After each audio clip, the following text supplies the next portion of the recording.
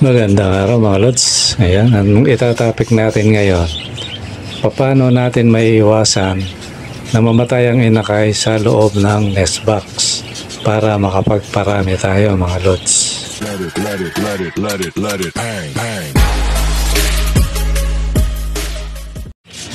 Magandang araw mga lods. Ayan, nandito na naman tayo sa ating ibunan mga lods.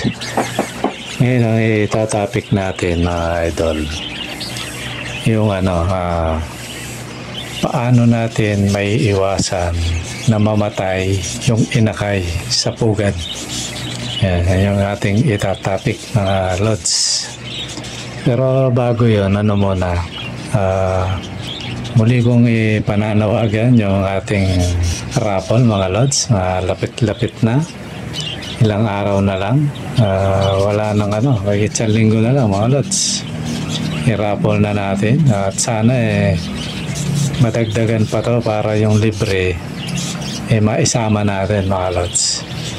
Totally yung hindi pa nakakaalam, yung mapapanalunan nyo rito 3 pares pag nanalo kayo. Kumbaga kung newbie kayo na wala pa kayong ibon, may pang-umpisa kagad kayo mga lods, di ba no?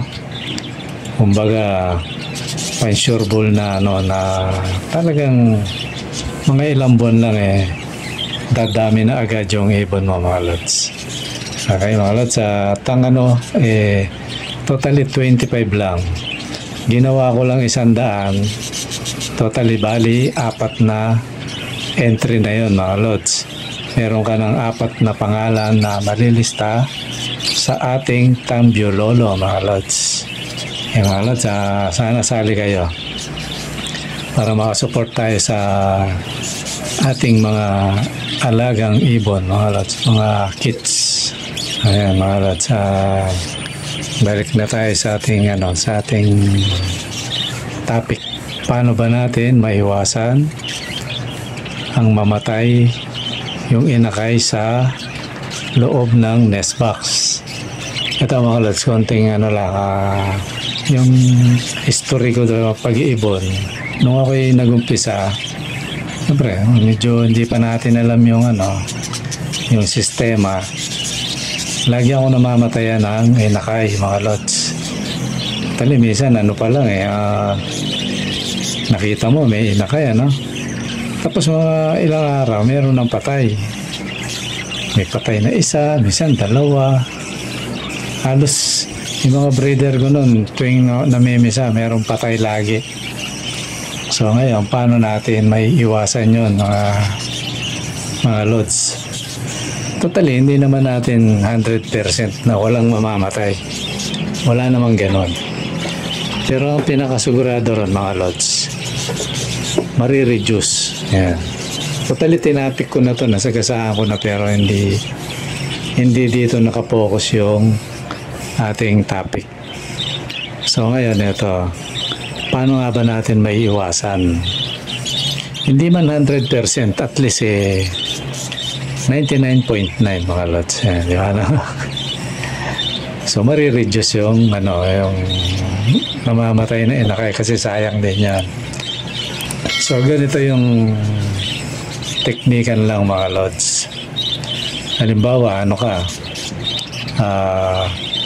may ibong ka, ang breeder mo 5 pares. Ito advisable lang pala to sa mga sa mga meron pares, maaaring 3 pares, 4 na pares, ganon. Pero kung 1 pares, hindi advisable to mga lods. Sa mga maraming pares lang, kasi may teknikan kasi doon. Meron kang breeder 5, ganon, 5 pares. So para sa inyo to mga lods. Tapos baguhan ka pa lang na mag-iipon. Ito yung teknikan. Halimbawa, yung mga inakay mo, di ba, sabay-sabay minsan, lalo na pag season. Hindi naman exactly sabay-sabay. Although halos minsan ako sa akin mga lods, halos lahat sila may itlog. Tapos kaya nasabi ko nung nakaraan, merong nangingitlog pa lang, merong naglilimlim na, may namimisa na, tapos yung iba naman medyo malaki na yung inakay nila, di ba, no? So ngayon, ang topic natin, siyempre kung 5 yung breeder mo, minsan may namamatay na inakay. So paano maiiwasan yon? So ganito yung teknikan, mga lods. Kung 5 yung breeder mo, tapos palagay mo na halos magkakapanabay, hindi man eksaktong sabay-sabay, pero halos lahat merong itlog, tapos may namimisa. Ang teknikan doon, halimbawa, yung una mong pares, ang inakay niyan, 5. Tingnan mo yung, yung behavior ng breeder mo, lalo na yung hen. Meron kasing hen, pag hindi ka marunong na makitrato sa ibon, pag binuksan mo yung nest box niyan, nagugulat yan. So pag nagulat, tapos may mga maliliit pang inakay, ang tendency nun, matapakan. Ayan. Matatapakan yon. Tapos, minsan naman, ang kinamamatay ng yung nadadaganan ng mga kapatid niya. Yan yung mga common na kinamamatay ng Pag nadagan niya, nagkumpul-kumpul yan, tapos naiwan, ayun, masasuffocate. Sa akin madalas to yung panahon ni Tweety, kasi si Tweety malakas mag-inakay yan So minsan, gaya na sabi ko, yung 11, minsan minsan 10, di ba, siyam. So yung dati, ang namamatay doon minsan 3, mga lods. Maraming umitlog yun, sa totoo lang 11. May tanda pa ako, 12 pero ang nabuhay niya ron 8 lang. Kasi ang ginagawa ko, mga lods, dahil mahusay si Tweety, pinapaampong ko sa kanya, kaya niyang Tapos ang technique pa doon, mga lods, na para hindi mamatay yung malalaki, hiwalay mong kusa. Kaya importante malaki yung nest box ilayo mo sila doon sa nalilimlam pa, kasi hindi sabay-sabay yan So yung malalaki, ilagay mo sa sulok. Tapos yung mga maliliit, biya mo sa kanlungan ng hen nila. Yan ang isang technique. Tapos ang isang paraan din, kung may mga breeder ka na, kasi di nga sabay-sabay yan, di ba? Tapos halimbawa, meron kang nauna, 7 yung inakay. Tapos malalaki na yung iba, tapos namimisa pa. Kung meron kang kasabayang breeder doon na halimbawa halos magkasabay sila, halos parehas yung laki ng inakay, kunin mo na yung mga nauna na inakay, ibigay mo doon na malaki na rin yung inakay. O kung hindi naman, pabaliktad naman na may namimisa bago, maliliit pa, ang kunin mo naman yung mga maliit na bagong pisa. Yun naman ang ibigay mo doon sa bagong namisa rin, para halos magkakasabay sila na lumaki. Yan yung doon, hindi sila matataganan. Tapos ang isa pang technique, mga lods, kaya lang medyo risk nga lang to, although ako kabisado ko yung mga alaga ko, mga lods, sinasihapol ko yun. Habang lumalaki, hinahanap ko kung saan yung magkakamats, binibigay ko ron. Di bali mag-iwa-iwala yung magkakapatid. Lalo na kung kabisado ko naman yung, sa akin particular, kabisado ko yung ibon. So kinakalat ko yun. Tapos yung mga maliliit naman, kinukuha ko naman, binibigay ko naman doon sa maliliit. Ikot-ikot yun, mga lods, hanggang sa maibaba. So yun yung isang mainam na paraan, mga lods, para hindi tayo mamatayan masyado ng inakay. Totally ako, mga lods, ilang clutch na yung mga ibon, wala na, halos less. Siguro ang masasabi kong namamatay yung hindi na napipisahan, bawa yung itlog. Di ba, minsan naman merong infertile dyan, minsan naman fertile, pero dahil napuno na ng tae ng ibon, nawawala ng oxygen yung yung inakay niya sa loob ng itlog, namamatay. Totally, ito nga lately, kala ko wala na talaga eh. Dahil ang lalaki na, tapos meron pa siyang nilimliman. Pinindot ko yung isa. Nakita ko buhay mga lods. Buhay siya. Pero yung iba, wala na, bugok na talaga. Kaya sabi ko, sayang. Ilang beses na nangyari sa akin yun, talagang iniisip ko na parang mapugok na kasi alisin na nga natin yan. Kasi pag nabasag yung babaho yun eh. So ano naman, nung inano ko, hindi siya bugok, buhay. Totally malapit na mapisa eh. So isa pang payo ko sa inyo para maiwasan yun, bayaan nyo na lang na yung mga itlog na hindi napisa, bayaan nyo hanggang sa makababa yung mga inakay, diba no? Yung talaga sure ball na wala na, tapos si itlog na naman siya, yun, tsaka nyo na lang tanggalin mga lods. Kasi sayang din yung ibon eh.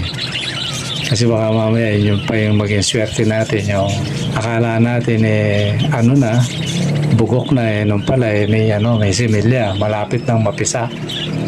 So yun yung mga tip ko sa inyo mga lods. At sana yun makatulong sa inyo. At ang isa pa pala, ganito, habang namimisayan, di ba no, na pinapalaki nyo yung mga inakay nyo, ang isa pang maganda ron para malakas yung ibon mga lods, yun yung oregano. Lagyan nyo ng oregano, pero ano lang, siguro sa loob ng 1 linggo, 3 beses o 2 beses. Kasi kumbaga ano yun, parang pinaka vitamins, food supplement kumbaga. Ako ganun ginagawa ko. Tapos yung magic plant, yung tinatawag kong magic plant, yun yung Chinese violet.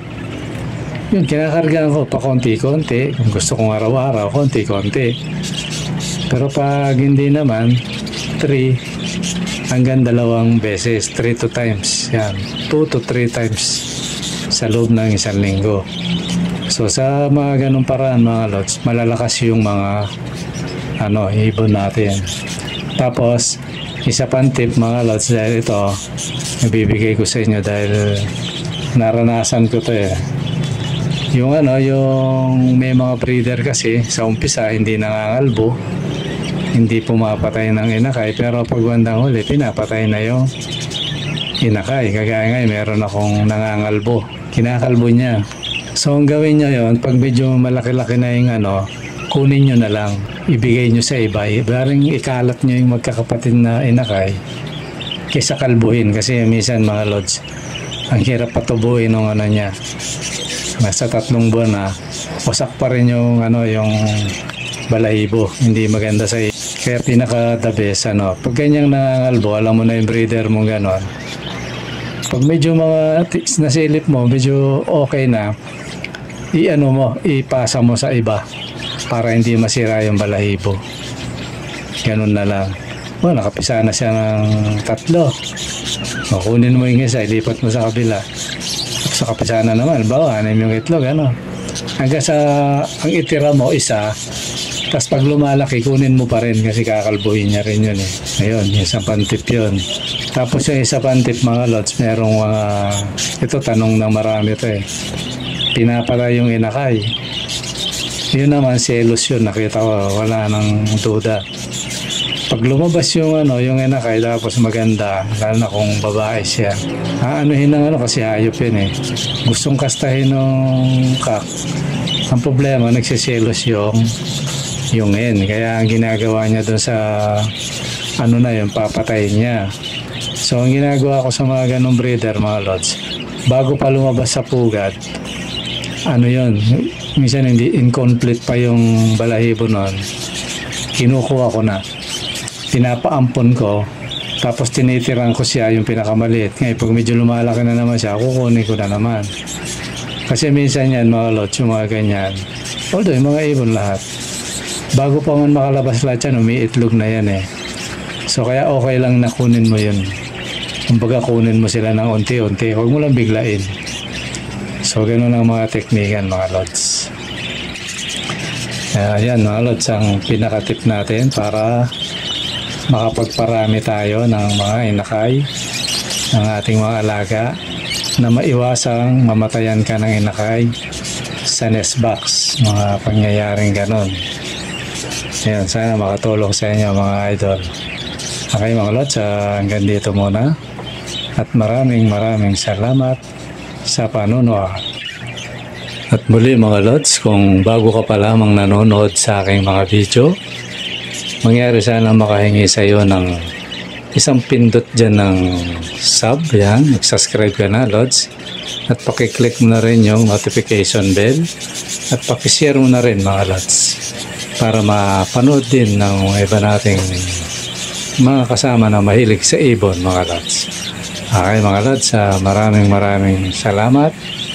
At itong video meron pang konti, siguro tatapusin ko na para hindi sayang mga lods. Okay mga lods, maraming salamat sa panonood. Bye bye.